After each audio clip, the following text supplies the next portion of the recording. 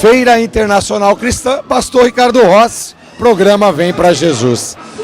E aqui do meu lado, acabei de conhecê-lo, pastor Rodrigo Santinel. Glória a Deus. Paz, Senhor, meu amado. Paz, meu querido, Deus abençoe.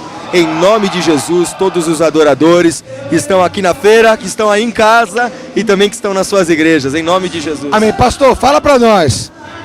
Trabalho aqui, a tua visão. Conta um pouquinho o pessoal que está em casa. Certo, o CD é a trilha sonora, na verdade, de diversas ministrações que o Senhor nos deu e nos presenteou. Trilha sonora mesmo, cada faixa tem uma história, uma ministração e um porquê, que vão restaurar o altar, restaurar as pessoas, restaurar a honra das pessoas para os seus líderes, para os seus pastores. Nós temos baseados assim, na verdade, não num CD, mas sim num seminário. Esse seminário ele vai realmente transformar a sua igreja local e fazer com que o seu ministério de adoração e a sua igreja multiplique.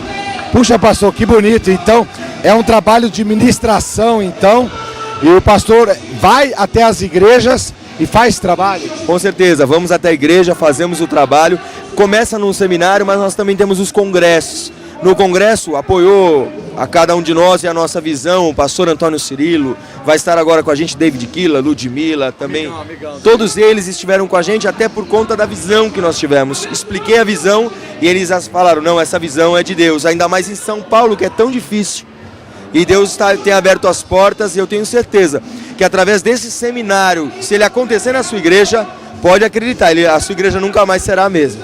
Pastor, deixa o contato o pessoal, convidar o pastor para ir para a sua igreja, para estar lá ministrando, discipulando, fazendo esse trabalho tão maravilhoso que você está falando. Amém.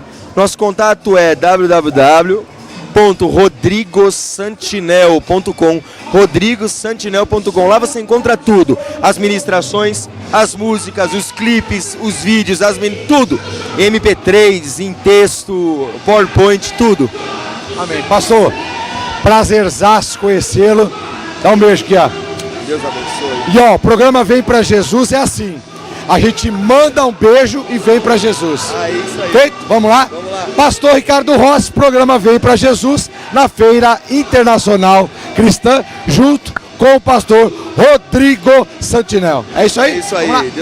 Um beijo, vem pra Jesus. Deus te abençoe.